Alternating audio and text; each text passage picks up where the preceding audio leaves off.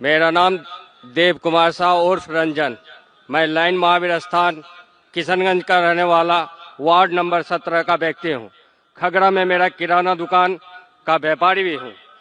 मेरा सवाल सिर्फ एक है कि सनातन क्या है, सिर्फ सनातन क्या है, मैं यही जानना चाहता, जिसके कारण मैं आपके द्वार पर और यहाँ इजलास महफिल में मैं आपके सामने क्वेश्चन रखा हूँ।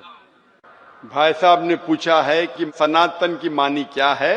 पूरा सनातन धर्म, सनातन मतलब एक ही खुदा में मानना। सनातन धर्म जैसे मैंने कल भी कहा, स्वामी दयानंद सरस्वती ने शुरू किया था। और सनातन धर्म मतलब वो कहते हैं कि अगर आपको जानना है कि ईश्वर क्या है और धर्म क्या है, तो सबसे ऊंची किताब वेद के ऊपर अमल करना चाहिए। तो इनने वेद की तहकीक करने के बाद ये साबित किया कि ईश्वर का डेफिनेशन क्या है वेद और उपनिषद के जरिए। और जैसे मैंने कल भी कहा और परसों भी कहा कि जब आप पढ़ते छंदोग्य उपनिषद चैप्टर नंबर 6 सेक्शन नंबर 2 श्लोक नंबर 1, एकम एविदित्यम, खुदा एक ही है, भगवान एक है, दूसरा नहीं है, लिखा है श्वेताश्वेतर उपनिषद में चैप्टर नंबर 6 श्लोक नंबर 9, ना चस्य कसिज जनिता न चदीपा। उस ईश्वर, उस भगवान का कोई रब नहीं, कोई वालदेन नहीं। लिखा है श्वेताश्वेतर उपनिषद में चैप्टर नंबर 4 श्लोक नंबर 19, न तस्य प्रतिमा अस्ति, उस ईश्वर की कोई प्रतिमा नहीं। प्रतिमा एक संस्कृत लफ्ज है जिसके मानी है अक्स, picture, photograph, painting, idol, sculpture, statue. उस ईश्वर, उस भगवान की कोई प्रतिमा नहीं, कोई अक्स नहीं, कोई पिक्चर नहीं, कोई पेंटिंग नहीं, कोई फोटोग्राफ नहीं, कोई स्टैच्यू नहीं, कोई आइडल नहीं। यही चीज लिखा है यजुर्वेद के अंदर चैप्टर नंबर 32 श्लोका नंबर 3, न तस्य प्रतिमा अस्ति, उस ईश्वर, उस भगवान की कोई प्रतिमा नहीं, कोई अक्स नहीं, कोई पिक्चर नहीं, कोई पेंटिंग नहीं, कोई स्टैच्यू नहीं, कोई पोर्ट्रेट नहीं। और जो ब्रह्म सूत्र हिंदुइज्म का, एकम ब्रह्म द्वितीया नास्ते नेना नास्ते किंचन, भगवान एक ही है, दूसरा नहीं है, नहीं है, नहीं है, जरा भी नहीं है। तो अगर आप ये जान ले कि भगवान एक है, उसका अक्स नहीं है और सिर्फ उसी की इबादत करना चाहिए, ये मेन ऑब्जेक्टिव है सनातन धर्म का। तो आप समझ चुके सनातन धर्म क्या है भाई साहब?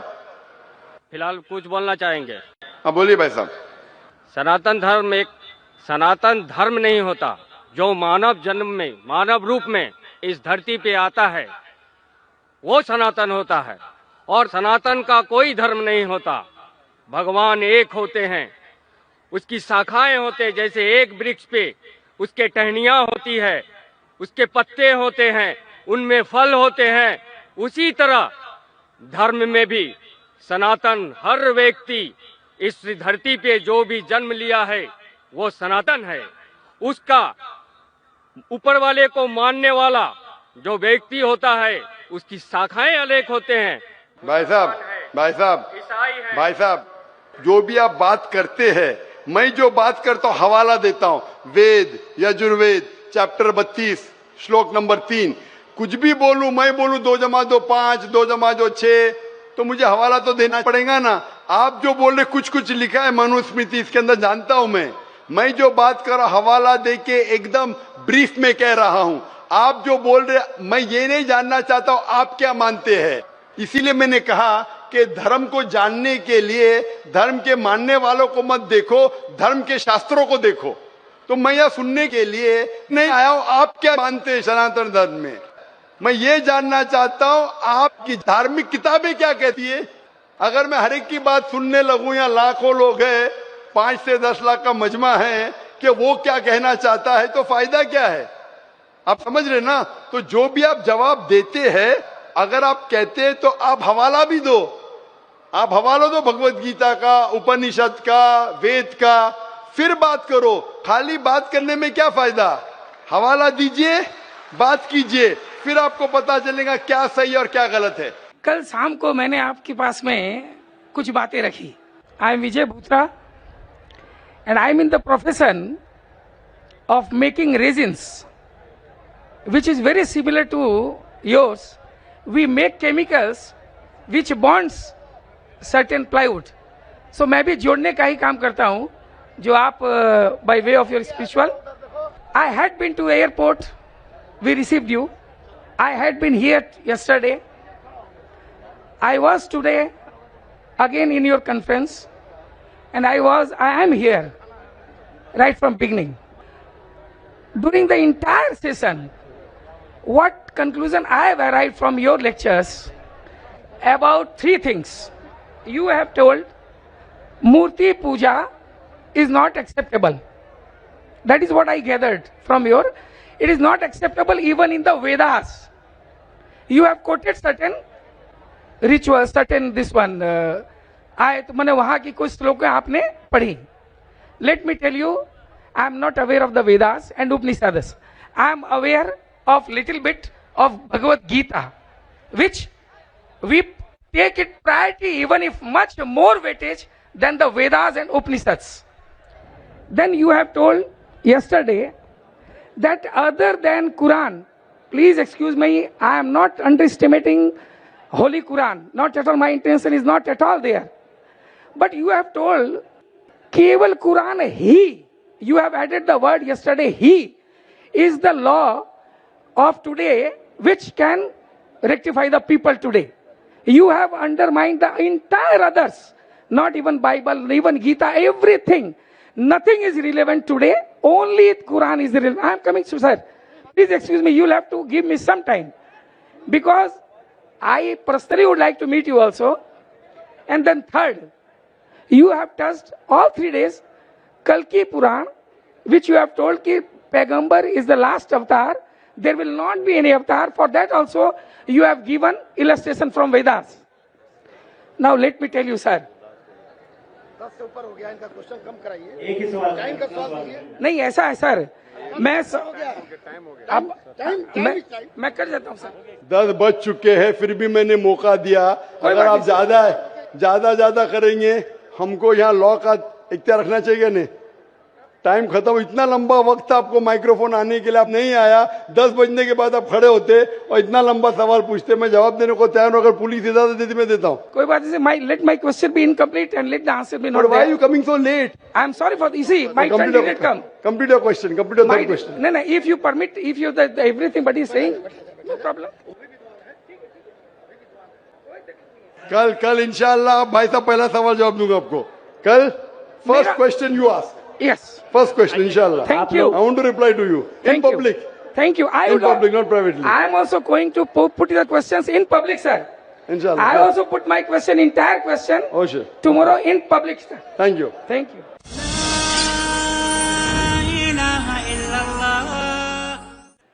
विजय Bhutra and I am an industrialist. कल शाम को मैंने आपके पास में कुछ बातें रखी. मैंने उस बातों को लेकर के रात भर काफी मनन किया सर. और काफी मेरे मित्र जो कलकत्ते में पंडित है, विद्वान, उनसे से बात की. एंड विश्वास कीजिए sir, I could not sleep through out the night.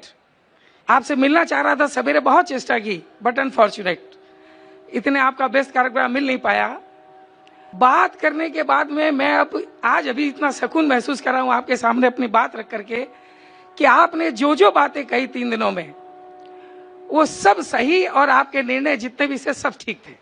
कहीं आपने गलत नहीं कहा.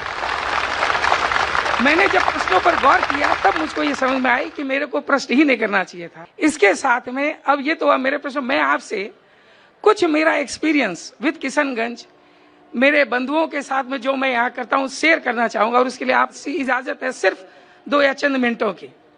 सर, मैं किशनगंज में जब भी रहता हूँ, मेरा अधिकतर समय मेरे भाइयों के साथ में बिकता है. मैं मुसलमान शब्द का इसलिए यूज नहीं कर रहा हूं, मैंने यहाँ पर भाइयों के आगे मुसलमान शब्द का इस्तेमाल इसलिए नहीं किया सर, क्योंकि मैं अपने आप को उन्हीं के बीच कह पाता हूं. सो मैं ये मुसलमान और हिंदू बोल के डिफरेंस नहीं करना चाहता हूं.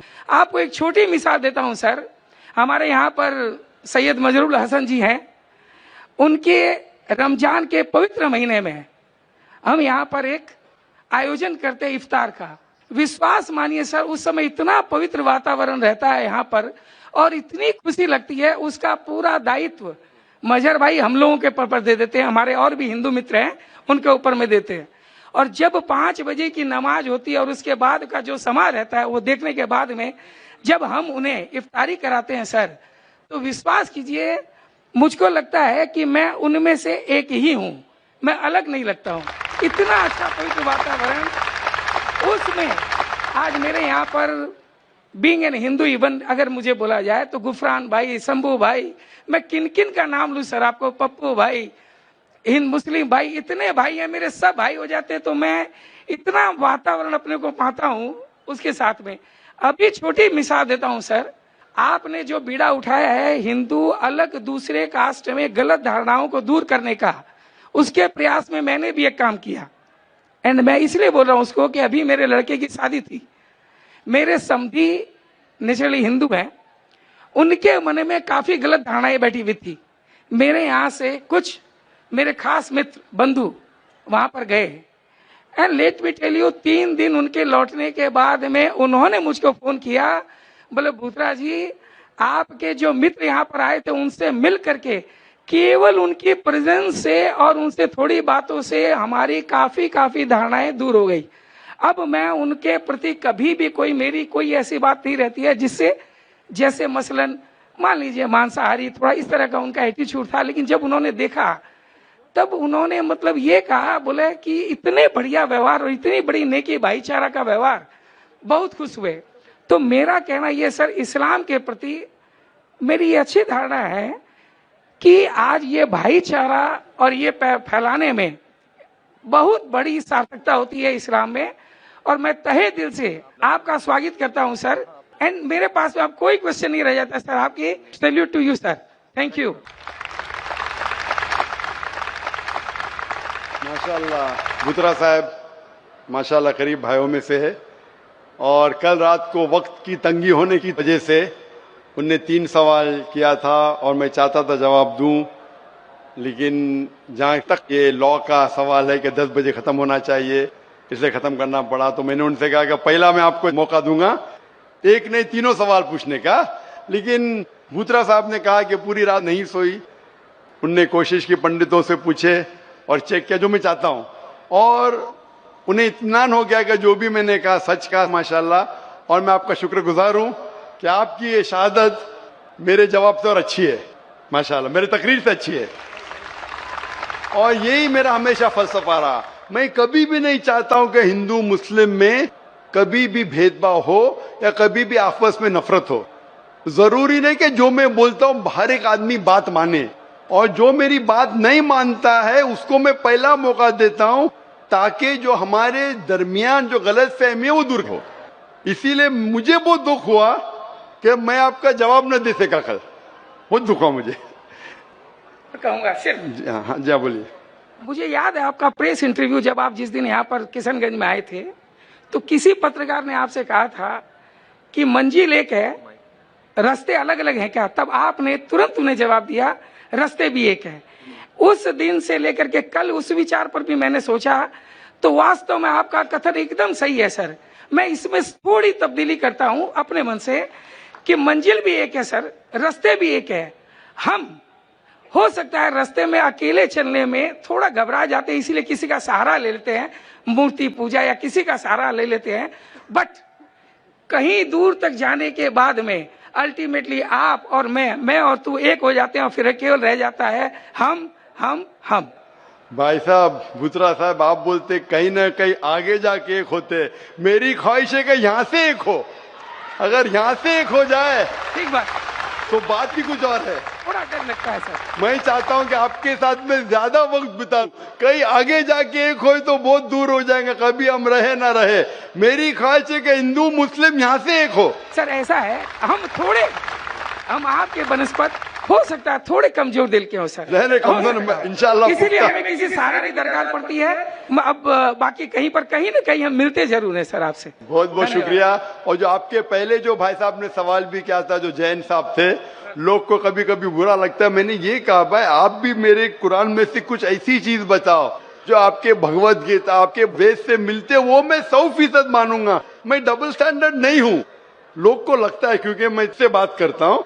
लेकिन जो लोग तहकीक करते वो मेरे करीब आते, जो लोग तहकीक नहीं करते वो हो सकता है मुझसे दूर जाते। लेकिन अक्सर जितने गैर मुसलमान मेरे तकरीर सुनते हैं, अक्सर में बोल सकता हूं कि मोर देन 80%, अल्हम्दुलिल्लाह 80% से ज्यादा, अभी वो 90 है क्या 85 वो मैं नहीं कह सकता हूं, या 95 है, लेकिन 80% से ज्यादा माशाल्लाह जितने गैर मुसलमानों से मिलता हूं, हो सकता है 90% से ज्यादा, वो जब जानते हैं कि मैं दोगलेपना नहीं करता हूं, जैसे बाकी जितने धार्मिक के हैं, धार्मिक प्रचार करने वाले, मैं बोलता हूं आपने ये कि आप मानेंगे नहीं मानते, मैं कहता हूं कि धार्मिक किताबों पे अमल करो और जो यकसा है कम से कम उस पे अमल करो, जो डिफरेंस है वो बाद में। क्योंकि जो आपने कहा मैं भगवत गीता से भी कोट कर सकता था, क्योंकि भगवत गीता है वो निचोड़ है वेद की, और भगवत गीता में भी चैप्टर नंबर 7 वर्स नंबर 20 में लिखा है क्या all those whose intelligence has been stolen by material desires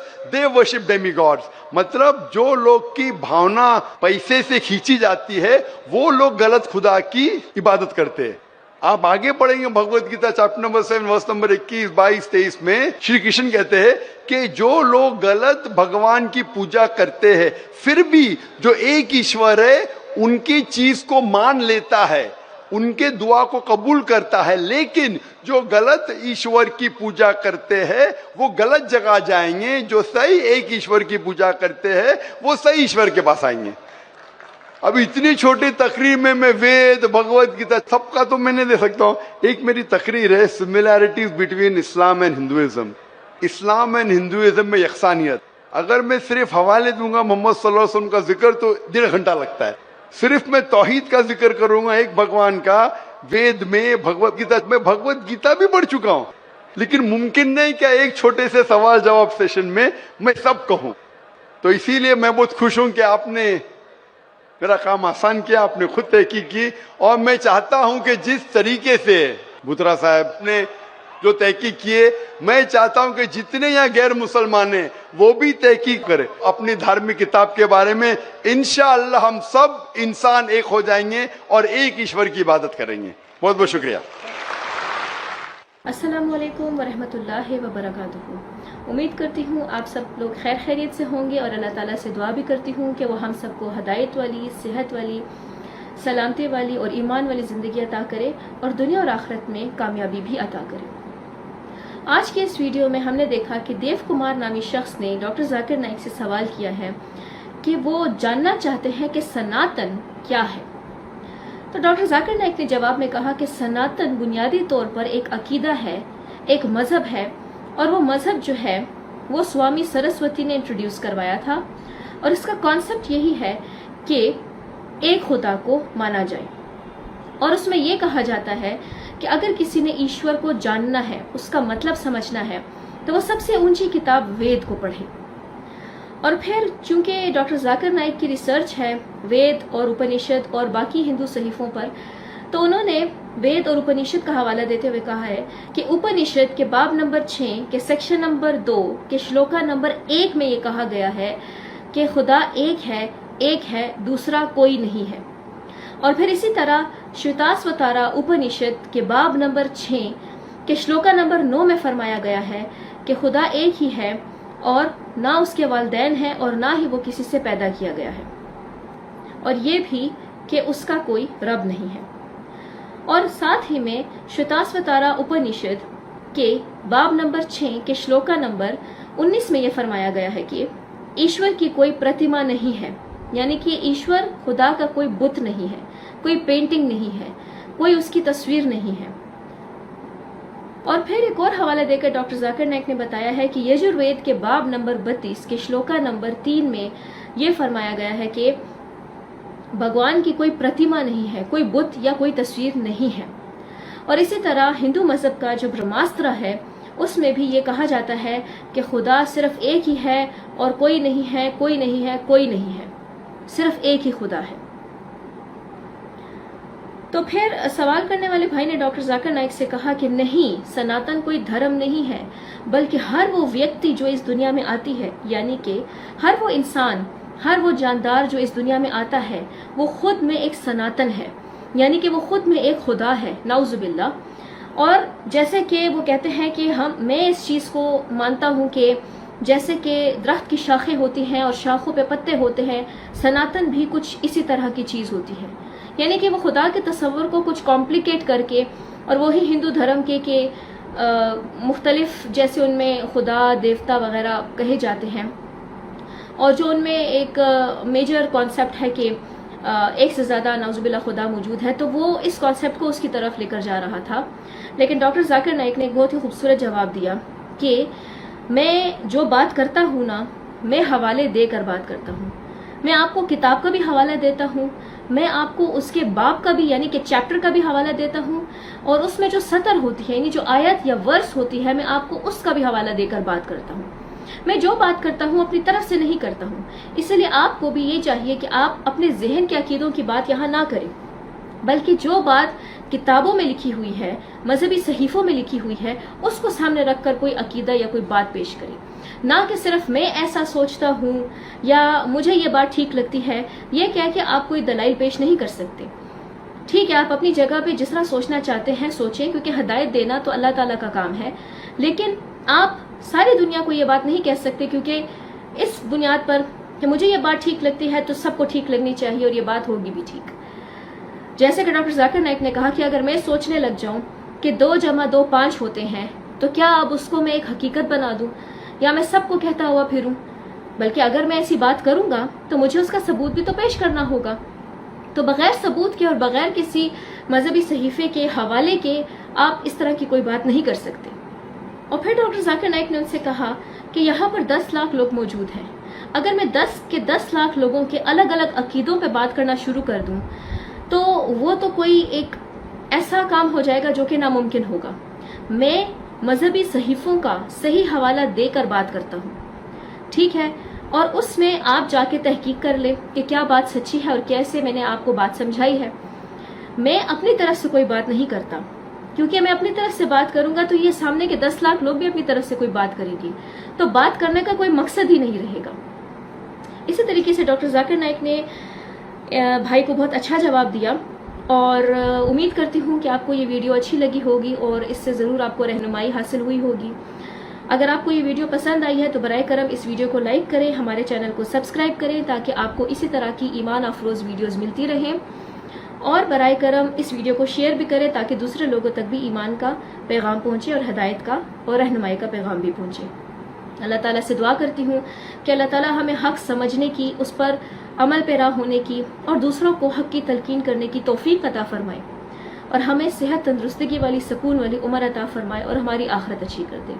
video देखने का बहुत बहुत शुक्रिया। अस्सलामु अलैकुम व रहमतुल्लाहि व बरकातुहू।